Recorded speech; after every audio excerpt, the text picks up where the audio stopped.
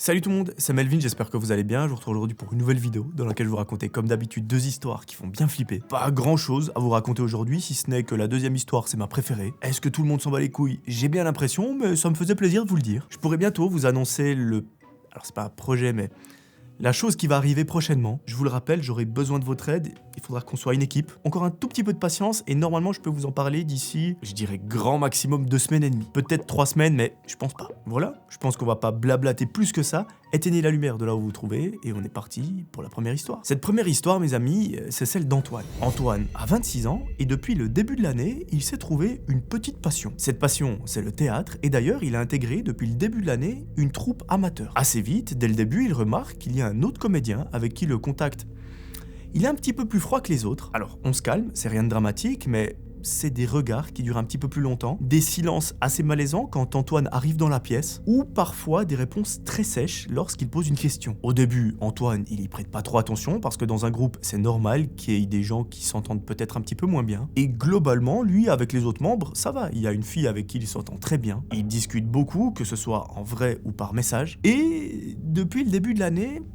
ils se sont rapprochés un petit peu naturellement. Lorsqu'ils ont un exercice à faire à deux ou même lorsqu'ils doivent répéter, ils le font ensemble. Ils s'aident sur les textes, ils discutent avant et après les répétitions. Mais on se calme, je vous arrête tout de suite, entre eux, il n'y a rien de plus qu'une amitié qui est très sincère. Sauf que très vite, Antoine, il remarque que l'autre comédien, il voit qu'il se rapproche. On peut même dire qu'il le voit d'un très mauvais œil parce que il ne dit rien, il les fixe H24 et surtout, lorsque son regard se pose sur Antoine, on a l'impression qu'il veut le buter. Donc forcément, lorsque vous êtes un groupe et que vous travaillez ensemble, donc vous avez des répétitions, etc., quand il y en a un qui vous jette des regards noirs comme ça, c'est pas l'ambiance la plus amicale au monde. Et ça, pour Antoine, ça commence à devenir un petit peu relou. Bref, les semaines passent, les répétitions deviennent de plus en plus sérieuses parce qu'ils ont une pièce à préparer pour la fin de l'année. Et à un moment, le metteur en scène commence à parler des auditions pour les rôles principaux. Et rien n'est encore décidé, donc tout le monde a sa chance, tout le monde peut prétendre au premier rôle. Antoine, de son côté, il se dit, bah voilà, si j'ai un rôle qui est important dans cette pièce, tant mieux, sinon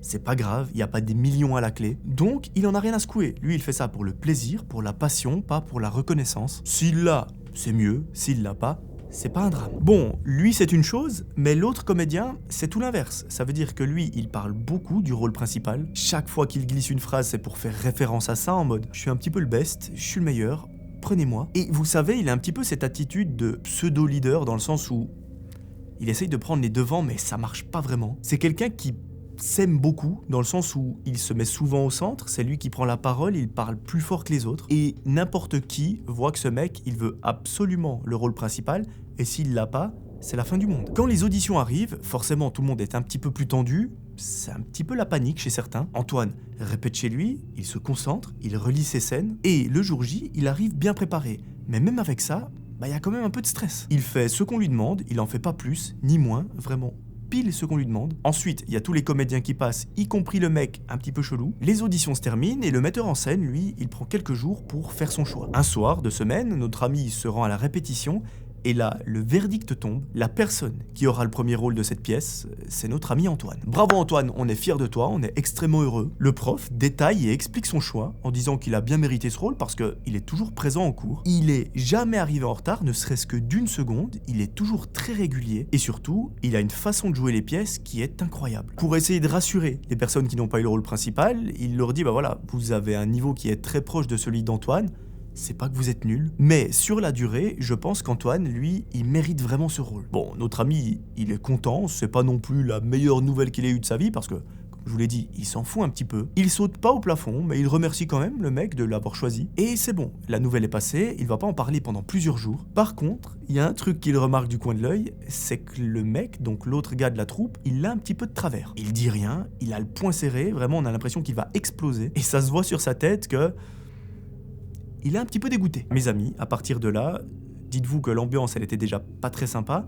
Là, elle est terrible. Les répétitions continuent, l'atmosphère, c'est plus du tout la même. Et surtout, ce mec, au-delà de devenir plus sec, il est beaucoup plus malaisant, beaucoup plus agressif. Et par exemple, quand le mec doit poser sa main sur l'épaule d'Antoine, il le fait pas très délicatement, il le tape même assez violemment. Évidemment, à chaque fois, il fait en sorte que ça reste dans le cadre de la scène, mais voilà, on sent qu'il y a une tension. Forcément, les autres membres de la troupe, ils le remarquent, du coup ils disent à ce mec « Gros, calme-toi un peu, on est au théâtre, on n'est pas au MMA. Et à chaque fois qu'on lui fait une remarque, il arrive à trouver une excuse en mode « Ah ouais, je me suis un petit peu emporté, je vis vraiment la scène. » Mais bon, je veux bien qu'il vive la scène, mais il y a un moment, ça devient problématique. Donc, vous l'aurez compris, les autres membres de la troupe, ils essayent de défendre Antoine, sauf que le metteur en scène, lui, il kiffe trop ça. Il coupe pas, il laisse faire, et Antoine, il encaisse. Plus la représentation approche, plus le nombre de fois où Antoine prend cher sont fréquentes, et là, pour être honnête, ça commence à devenir dur. Un soir, alors qu'ils sont en train de jouer une scène où ils doivent se confronter, l'autre comédien attrape Antoine par le bras. Normalement, le geste, il est censé être rapide, en tout cas dans le script, c'est comme ça. Mais là, le mec ne veut pas lâcher le bras d'Antoine, au contraire, il le tient très fort. La scène continue, personne ne dit rien, et quand elle se termine enfin, Antoine, il se masse directement le bras parce que vraiment, il a cru qu'il allait perdre son usage. Ce petit détail, donc le fait de se masser, ça n'échappe pas aux yeux d'un des comédiens qui dit « Attention, là je pense que t'es allé trop loin. En faisant le bourrin comme ça, tu peux vraiment lui faire mal. » Comme d'hab, l'autre, il nie en bloc, il dit « Non mec, c'est le jeu, c'est la scène qui est comme ça, je me suis un petit peu emporté, désolé. » Antoine, ça le gêne, il peut rien dire, il a pas envie de passer pour le mec qui est relou ou quoi, mais dans un cas comme ça, si ça vous arrive, agissez. Il y a un soir, mes amis, où les choses vont prendre vraiment une autre tournure, ça veut dire que, j'ai pas envie de dire que la vie de notre ami est en danger, mais voilà, ça va changer. C'est lors d'une répétition, en fait, ils doivent jouer une scène où, à nouveau, ils se confrontent un petit peu. Après, vous me direz pourquoi est-ce que le metteur en scène ne met pas quelqu'un d'autre, je ne sais pas. Mais en gros, il y a Antoine, l'autre mec qui joue la scène, et dans le script, il est aussi dit que, voilà, ils doivent coller leur front pendant 1 ou 2 secondes, et que quelqu'un viendra les séparer, en mode c'est un ami d'Antoine. Sauf que le mec, le script, il le vit peut-être un petit peu, ou du moins il en a rien à foutre. Il colle le front d'Antoine, et il lui met un énorme coup de boule. Mais quand je vous dis un énorme coup de boule, c'est Zidane à son prime. Dites-vous que c'est tellement violent que notre ami Antoine, il se met à pisser le sang du nez et il est complètement étourdi, ça veut dire qu'il est à 2 doigts de tomber par terre. Et là, pour le coup, il y a quelqu'un qui intervient. Le mec va les séparer, il essaye de retenir Antoine, histoire qu'il ne se fracasse pas par terre. Il se tourne vers l'autre comédien et lui dit « Mais mec, qu'est-ce qui te prend? T'es complètement fou ?» Et dites-vous que ça a tellement dépassé les limites que cette fois-ci, le metteur en scène intervient et il dit « Encore un truc comme ça, t'es viré. » Bon, autant vous dire qu'un move comme ça met le froid absolu dans toute la troupe, mais bon, en même temps, on peut pas se permettre de virer le gars parce que la date de la représentation, elle arrive à grands pas. À partir de là, on a l'impression que le mec a compris la leçon, dans le sens il est beaucoup plus doux avec Antoine, il se fait très discret, le seul truc qui persiste, ce sont ces espèces de regards qu'il lance à Antoine et à cette fameuse fille, mais ça vous me direz que quand quelqu'un est jaloux, on peut pas l'en empêcher. Mes amis, l'histoire reprend le jour J, donc le jour de la représentation. Je crois que vous n'êtes pas près de ce qui va arriver. Antoine, le matin, il est serein. En plus de ça, à la veille, il a répété avec cette fameuse fille. Donc, il connaît sa pièce par cœur. En plus de ça, lui, il a une pression un petit peu plus intense que les autres parce que, je vous rappelle, il a le rôle principal. Et il ne peut juste pas se permettre de foirer un truc. Évidemment, pendant la journée, le stress est à son comble. Il se dit « J'ai pas le droit à l'erreur, je vais y arriver, mais en même temps, je stresse. » Et arrive le début de soirée. Antoine est chez lui, il se prépare, il se rend dans le théâtre, là où il va jouer la pièce, il retrouve sa troupe, il s'habille, il met son costume, etc. Et arrive enfin l'heure du début de la pièce. Antoine, il fait son petit rituel avant d'entrer sur scène, et il se lance. Tout se passe bien pendant 45 minutes, c'est un sans faute, vraiment tout le monde fait son job à merveille. Même le fou du bus, donc le mec qui était très violent avec lui, il joue bien son rôle. Bon, vous allez me dire, c'est imperfect, oui, jusqu'à un certain moment. Cette scène-là, je pense qu'Antoine va s'en souvenir toute sa vie malheureusement, c'est une scène où ils doivent simuler une bagarre. Cette bagarre, c'est pas une bagarre normale, c'est une bagarre qui implique des armes blanches et forcément, vous l'aurez compris, les 2 personnes qui doivent jouer cette scène, c'est Antoine et ce fameux mec. Le début de la scène, tout se passe très bien, les gens sont émerveillés, ils les fixent comme ça, lorsque soudain arrive le moment de la bagarre. Bon, ils font ce qu'ils ont fait en répétition, ils se battent, et à un moment, le gars un petit peu fou joue exactement son rôle. C'est-à-dire qu'il sort un petit couteau, évidemment, c'est du plastique, et il s'en prend à Antoine. Là, Antoine joue parfaitement son rôle aussi, il tombe par terre, et les gens dans le public sont émerveillés. Le truc, c'est qu'Antoine, il est censé rester par terre 10-15 secondes grand maximum, mais au bout de 20 secondes, tout le monde le regarde en mode « Antoine, on doit continuer la pièce », et malheureusement, il ne se relève pas. Bon, au début, on attend encore quelques secondes, parce que peut-être que voilà, il en fait un petit peu trop ou que... Je ne sais pas. Et mes amis, l'ambiance change radicalement dans le théâtre lorsqu'à un moment, il y a une membre de la troupe qui est sur scène, donc c'est à elle de jouer. Elle remarque qu'autour d'Antoine, il y a un liquide un petit peu rouge. Je ne vous fais pas de dessin, je pense qu'il n'y a pas besoin d'expliquer, mais là, elle pousse un cri qu'elle n'a jamais poussé dans sa vie, et le metteur en scène comprend très vite que quelque chose s'est mal déroulé. Il court en direction d'Antoine, et effectivement, Antoine a été blessé. Pas juste il s'est cassé un ongle, il saigne vraiment beaucoup. Et là, dans la salle, c'est la panique. Il y a des gens qui se barrent en courant, d'autres qui se mettent à pleurer, il y a des membres de la troupe qui ne savent juste pas quoi faire, et certains viennent même en aide au metteur en scène. Ils sont là, mais il faut appeler une ambulance, il faut faire quelque chose. Et pendant ce temps, personne ne réfléchit vraiment à ce qui a pu se passer.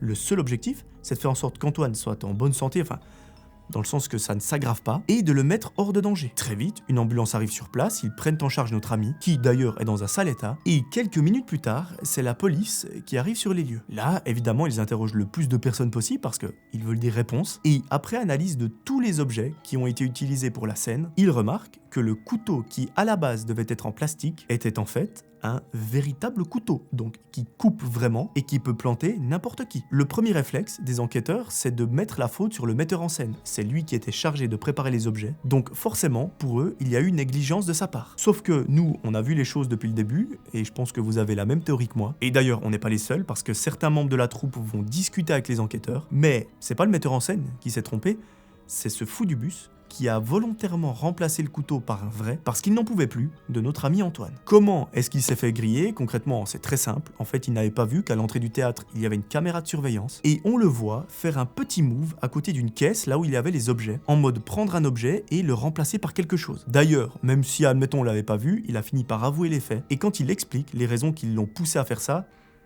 c'est de la folie pure. Premièrement, ce mec est jaloux d'Antoine parce qu'en fait il discute beaucoup avec la fille qui lui plaît, donc lui était complètement jaloux de le voir discuter, rire, etc. avec elle. Et deuxième raison, qui d'ailleurs est celle qui l'a poussé à l'acte, c'est qu'Antoine ait eu le rôle principal alors que lui estimait le mériter. Pour lui, dans sa tête, c'était sûr et certain, il y avait personne d'autre qui pouvait prétendre au rôle principal. Et lorsque le metteur en scène, lors de la répétition, a dit que voilà, ce rôle allait revenir à Antoine, vous imaginez pas comment ce mec a complètement vrillé dans sa tête. La bonne nouvelle, alors bon, c'est pas une bonne nouvelle en soi, mais la finalité oui, c'est qu'Antoine, il a dû être opéré d'urgence parce que ce coup de couteau, il a été ravageur, mais il s'en est sorti, sans trop de séquelles, il a pu reprendre sa vie comme si de rien n'était. Bon, évidemment, je dis ça en mode il s'est rien passé, ça a pris quelques temps, mais aujourd'hui, il n'a pas de séquelles physiques, par contre psychologiques, il en a beaucoup. Et ce qui est vraiment dommage, et c'est un peu ce que je regrette dans ce genre d'histoire, c'est qu'en fait, ça l'a tellement dégoûté du théâtre qu'il a arrêté. Il n'est plus jamais retourné sur scène après cette histoire parce que, il avait beaucoup trop peur que quelqu'un lui refasse du mal. Et c'est ça que je trouve sincèrement le plus triste dans ce genre d'histoire, c'est que ces gens ont une passion et ils ont trouvé une raison de vivre, si je peux dire, et une merde humaine arrive à leur retirer ça, et je pense que c'est vraiment la pire chose. Mais bon, la santé est là, notre ami a pu reprendre sa vie, c'est ce qui compte, mais franchement, je trouve que ça fait mal au cœur. Voilà, c'est la fin de cette première histoire, j'espère qu'elle vous aura plu. La fin, personnellement, je m'y attendais pas du tout. Je m'attendais à une, entre guillemets, simple bagarre, etc., mais de là à ce que le mec ait changé un objet de la pièce pour le remplacer avec un vrai couteau, faut quand même être un petit peu dérangé. Enfin bref, dites-moi ce que vous en avez pensé en commentaire. Moi je vous propose de reprendre une petite boisson. On se remet confortablement dans son fauteuil, dans son lit, dans sa voiture, ou peu importe. Et on est parti pour la deuxième histoire. Comme je vous ai dit mes amis, cette deuxième histoire pour moi c'est ma préférée. Je vous laisse vous faire votre propre avis et vous me direz ce que vous en pensez en commentaire à la fin. Et c'est pas n'importe qui l'a vécu, c'est notre ami Alex. Alex, c'est un mec d'un peu plus de 30 ans qui vit seul dans un immeuble plutôt calme. C'est un peu le style d'immeuble où tout le monde se croise, mais vous ne connaissez pas le prénom de votre voisin. Au moment où tout ça se passe, il nous raconte que sa vie n'a rien d'extraordinaire, c'est un petit peu la routine. Et vous allez me dire, peut-être qu'il aurait préféré que ça reste comme ça. Alex, c'est quelqu'un qui n'a jamais eu de problème avec qui que ce soit. Que ce soit avec des gens random et encore moins avec les gens qui habitent dans son immeuble. En gros, il vit simplement, il fait pas de bruit, il paye son loyer, il fait bien les choses. Quand on le croise dans les escaliers, il dit bonjour, c'est quelqu'un de très poli. Donc, il ne peut pas y avoir de problème. Dans cet immeuble, il nous précise qu'il y a une voisine de palier qu'il voit de temps en temps. Bon, il sait pas grand chose sur elle, si ce n'est le fait qu'elle habite toute seule. Et les conversations avec cette femme, elles sont relativement brèves. C'est salut, comment tu vas? Bien et toi? Et ça s'arrête là. Ce soir-là, on a un soir banal où il y a rien qui annonce quoi que ce soit de mauvais. Alex rentre chez lui un petit peu plus tard que d'habitude et quand il arrive devant l'immeuble, il voit cette femme. Elle est là, devant la porte avec son téléphone collé à l'oreille. Alors, il voit juste qu'elle parle très vite au téléphone et il sent qu'elle a l'air tendue. Quand cette femme voit Alex, elle lui fait un petit signe de la tête en mode « Salut, je suis occupé ». Alex lui dit simplement bonsoir et il fait sa vie. La nuit passe et le lendemain matin, Alex, il est réveillé par quelqu'un qui frappe à sa porte. Il regarde l'heure, il se lève, il a la tête dans le cul et bon, il le capte pas direct parce que voilà, il est encore fatigué, mais l'heure qu'il voit sur le téléphone, c'est extrêmement tôt le matin. Il met un slip, il va ouvrir la porte et quand il l'ouvre, il tombe sur deux personnes. Ces deux personnes, mes amis, c'est pas n'importe qui, ce sont des policiers. Il lui demande « Est-ce que vous êtes bien Alex ?» Lui, il répond que oui. Et là, un des policiers lui dit « On aimerait bien vous parler quelques minutes. » Bon, notre ami les laisse entrer parce que généralement face à la police, on peut pas dire non. Parce que s'ils viennent vous chercher le matin, c'est qu'il y a forcément quelque chose. Et une fois que les deux policiers sont à l'intérieur, ils tournent pas autour du pot. Ils lui disent voilà, on a une mauvaise nouvelle, votre voisine a malheureusement été retrouvée morte pendant la nuit, et les circonstances sont particulières. Bon, Alex est choqué quand il apprend ça, il leur demande s'ils sont sérieux, et malheureusement, ils sont pas là pour faire une blague. Ils lui disent oui, on est très sérieux, et c'est là qu'il lui demande mais cette femme, votre voisine, quand est-ce que vous l'avez vue pour la dernière fois? Alex réfléchit 2 secondes, et il dit c'était la veille, c'était hier soir. Quand je suis rentré du travail, je m'en souviens, elle était là devant l'immeuble, je lui ai dit bonjour, elle était au téléphone, mais voilà, on s'est salué. Un des policiers lui demande mais quand vous l'avez vue, est-ce que vous avez discuté avec elle? Alex répond qu'ils n'ont pas discuté parce qu'elle était au téléphone, elle avait l'air un petit peu stressée et il n'avait pas envie de la déranger. Là, les 2 policiers lui demandent si il est certain de ce qu'il dit, un petit peu comme s'il le soupçonnait de mentir. Alex leur dit laissez-moi réfléchir, mais oui, je suis sûr. Et il explique qu'avec cette voisine, voilà, ils se connaissent, ils savent vite fait le prénom l'un de l'autre, mais ils vont pas commencer à parler de leur vie. Une fois qu'il s'est un petit peu justifié, l'un des policiers lui dit écoute, il y a plusieurs voisins qui nous ont rapporté des faits, et visiblement, ils t'auraient vu devant la porte de cette voisine très tard dans la soirée. Bon, Alex, il fronce les sourcils, il dit que c'est pas possible parce qu'il est rentré chez lui directement, et qu'aux dernières nouvelles, il est pas ressorti. Là, le policier lui dit qu'un voisin affirme même avoir entendu une dispute entre lui et cette voisine, et notre ami, il est sur le cul. Il dit mais c'est complètement faux, je suis rentré chez moi, j'ai rien fait d'autre, je m'entends très bien avec les gens de cet immeuble, j'ai jamais eu de problème avec cette voisine, ni même avec n'importe quelle personne de cet immeuble d'ailleurs. Et il dit au policier, écoutez, ces voisins, désolé avec tout le respect que j'ai pour vous et que j'ai pour eux, ils disent de la merde. Donc, forcément, Alex, il devient nerveux, il devient un petit peu agressif, parce que tout simplement, il n'en a aucune idée de ce qui est en train de se passer. Les policiers enchaînent, ils lui demandent ce qu'il a fait exactement lorsqu'il est rentré chez lui. Alex raconte sa soirée, il dit j'ai rien fait de fou, je me suis posé devant la télévision, j'ai mangé, et je me suis couché tôt parce que ça a été une longue journée de travail. Les policiers enchaînent, ils demandent s'il était seul à ce moment-là, il dit que oui, et là, ils disent ok, est-ce que vous pouvez nous trouver quelqu'un qui peut le confirmer? Alex, lorsqu'on lui pose cette question, il comprend vite que c'est la merde pour lui parce que il se dit mais les policiers pensent vraiment que c'est moi qui ai buté la voisine. Il leur répond non, parce que j'habite seul donc je peux pas inventer quelqu'un qui m'aurait vu. Et en voyant la tête des policiers, il comprend vite que sa réponse, c'est pas celle qu'ils attendaient. Mais bon, lui, il dit la vérité. Il a rien d'autre à dire. Les policiers lui expliquent très vite qu'en gros, pour l'instant, il est considéré comme la dernière personne à avoir vu cette voisine en vie. En entendant ça, il commence à paniquer, il dit mais je vous assure sur ce que j'ai de plus cher, je n'ai rien fait à cette voisine. Certes, je suis peut-être la dernière personne à l'avoir vue, mais c'est tout. Là, les policiers essayent de le rassurer, mais en même temps pas trop. Ils lui disent vous n'êtes pas accusé, c'est un soupçon, et on va faire les choses. On va enquêter, c'est notre métier. Il y a des choses qui sont contre vous, il y a des choses qui vont en votre faveur, mais on ne peut pas trancher pour le moment. Là, il demande le téléphone de notre ami Alex, il hésite une seconde avant de le redonner, mais bon, voilà, il le donne parce qu'il n'a rien à cacher et il sait que de toute façon, il n'a pas le choix. Les policiers lui demandent de le déverrouiller, il commence à regarder ses messages, à faire défiler ses appels, et à un moment, il s'arrête et lui demande pourquoi est-ce qu'il a consulté plusieurs fois le profil de sa voisine. Bon, de façon un petit peu maladroite, Alex explique qu'il l'a trouvé sympa, qu'il a simplement regardé par curiosité, parce qu'à un moment, elle est apparue dans ses suggestions d'amis.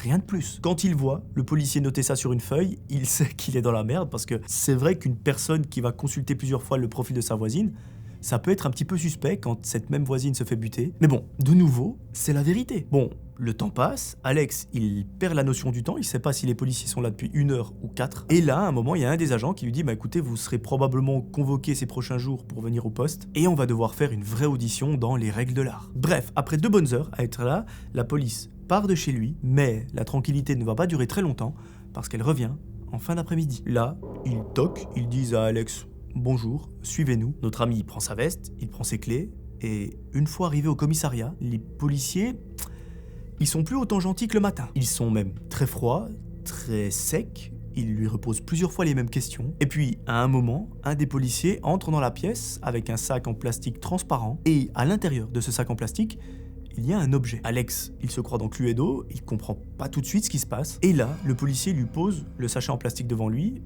et lui dit « C'est l'arme qui a permis de ôter la vie à votre voisine. » Alex, ça lui fait une belle jambe, il ne comprend pas pourquoi on lui dit ça. Et il leur dit « Je comprends pas, j'ai jamais vu cet objet de ma vie. » Et ce que le policier va lui répondre, ça va lui faire tout bizarre. Il lui dit « Soit, vous nous dites que vous avez jamais vu cet objet, comment vous expliquez que on l'a retrouvé dans votre appartement ?» Là, Alex n'a rien à répondre. Il comprend même, à ce moment-là, que, quoi qu'il dise, ce sera le suspect. Maintenant, la question qu'il se pose, c'est pourquoi est-ce que tout le monde dans cet immeuble veut son mal, et surtout, pourquoi tout le monde dans cet immeuble est en train de mytho par rapport à lui. Évidemment, ça va de soi, notre ami passe la nuit en garde à vue, et pendant toute la nuit, pendant plusieurs heures, il cogite, il est en mode mais comment j'ai pu en arriver là? Qu'est-ce qui se passe? Est-ce que je suis dans un cauchemar, dans un rêve ou je ne sais quoi? Et il nous fait une confidence. Quand vous êtes dans une cellule, ça m'est jamais arrivé, ça m'arrivera probablement jamais, du moins j'espère, mais il nous dit quand vous êtes dans un trou comme ça, les heures c'est interminable. Vous avez l'impression qu'il y a 4 heures qui sont passées, au final c'est 5-10 minutes, et je pense sincèrement que ça doit être effrayant à souhait. Et pour couronner le tout, on lui explique pas quelle sera la suite. On lui dit pas, ben voilà, vous allez être jugé pour meurtre ou je ne sais quoi. On le laisse dans le flou total, et ça fait qu'empirer les choses. Plus tard, on vient lui montrer des photos de son appartement qui ont été prises pendant la perquisition. On lui montre son salon, son placard, une étagère qu'il connaît par cœur. C'est une étagère où il y a ses papiers administratifs, il y a des petits objets qu'il n'utilise jamais. Et sur la photo, au beau milieu de ses affaires, comme par magie, il voit l'arme du crime. Il reste bloqué quelques secondes face à cette photo. Il est en mode... Comment c'est possible? Il dit même, je n'ai jamais possédé un tel objet, je n'ai d'ailleurs jamais vu ça de ma vie. Et à un moment, à force de vouloir trop se justifier, il va dire un truc un petit peu débile qu'il faudrait pas dire dans ce genre de situation. Ce malheureux leur dit, mais vous savez, si vraiment j'avais tué quelqu'un, j'aurais pas été assez débile pour garder l'arme du crime chez moi. Bon, on est d'accord, c'est vrai, mais il aurait peut-être dû s'abstenir. Le policier qui est en face de lui explique que l'arme a bien été retrouvée chez lui, il n'y a pas de doute. Et à partir de ce moment-là, les questions, elles deviennent de plus en plus directes. On lui parle de jalousie, d'attirance mal gérée, du fait qu'il se sent seul, qu'il observait sa voisine, ce qui est confirmé par ses multiples recherches sur les réseaux sociaux. On mentionne aussi le fait qu'il connaissait exactement à la minute près ses horaires de sortie et de retour. Et plus on lui parle, plus Alex, dans sa tête, il se dit « mais ça y est, je suis devenu le fou du bus, je me souviens plus de ce que j'ai fait, peut-être que je l'ai vraiment tué. » Parce qu'il se rend bien compte que le scénario que les policiers lui mettent devant la tête, il est très crédible. Un voisin jaloux qui connaît parfaitement les horaires de sa voisine, c'est possible. Le fait qu'il n'ait eu personne pour prouver qu'il était seul ce soir-là et qu'il était bien à la maison, il n'en a pas, il n'y a personne. Donc, toute cette connerie, ça tient debout. Il essaye tant bien que mal d'expliquer encore une fois que oui, cette voisine, il l'a trouvée jolie, c'était une belle femme, mais des femmes qu'il trouve jolies, il n'y a pas qu'elle. Il a fait comme on a tous fait une fois dans notre vie, il a regardé son profil sur les réseaux sociaux. Est-ce que ça fait de lui un coupable? Je ne pense pas. Et il précise qu'à cette dame, il ne lui a jamais envoyé le moindre message, il ne lui a jamais écrit, il ne lui a rien dit de déplacé, il ne lui a pas fait de remarques, il ne l'a même pas dragué. Et là, on est en train de l'accuser de l'avoir tué. Là, les questions se répètent. Alex, il voit bien que peu importe ce qu'il dit, c'est pas que les policiers s'en foutent, mais ça n'arrange rien. Donc à un moment, il abandonne. Il répond simplement aux questions, par exemple, comment est-ce que ça se fait que cette arme s'est retrouvée chez vous?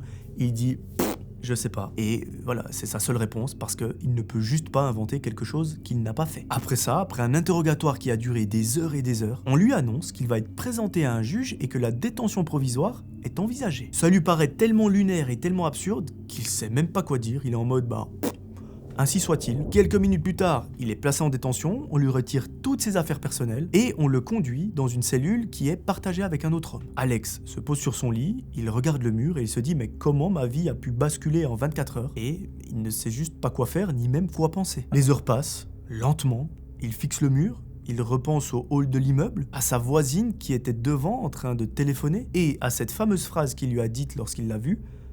Bonsoir. Ce mot-là, normalement, il est très anodin lorsqu'on le dit à quelqu'un, sauf que là, sans se rendre compte, c'est devenu le dernier mot que cette personne a peut-être entendu. Et bon, au-delà du fait d'être accusé de quelque chose qu'il n'a pas commis, il y a aussi ce sentiment de se dire, mais putain, il y a quelqu'un qui a perdu la vie dans des circonstances juste atroces, donc ça me fait aussi de la peine. Les jours s'enchaînent, et il ne les compte même plus, tellement ça passe long. Pendant ces jours, il voit son avocat qui lui explique que la situation, elle est très compliquée parce que c'est la dernière personne à l'avoir vu en vie et que surtout, il n'a aucun alibi solide et qu'en plus, pour couronner le tout, il y a plusieurs voisins qui disent avoir vu ce mec, donc Alex, s'embrouiller avec la voisine le soir de sa mort. On rajoute le fait que l'arme du crime a été retrouvée chez lui, ça n'arrange rien, et l'avocat essaie de le rassurer. Il lui dit, écoute, c'est pas perdu, mais ça va pas être simple. Son conseil, c'est de rester cohérent, de ne pas changer sa version des faits, et surtout de tenir bon. Pendant ce temps-là, dans l'immeuble dans lequel habite Alex, la rumeur, elle prend de l'ampleur. Et vous savez, ça fait un peu cet effet où les gens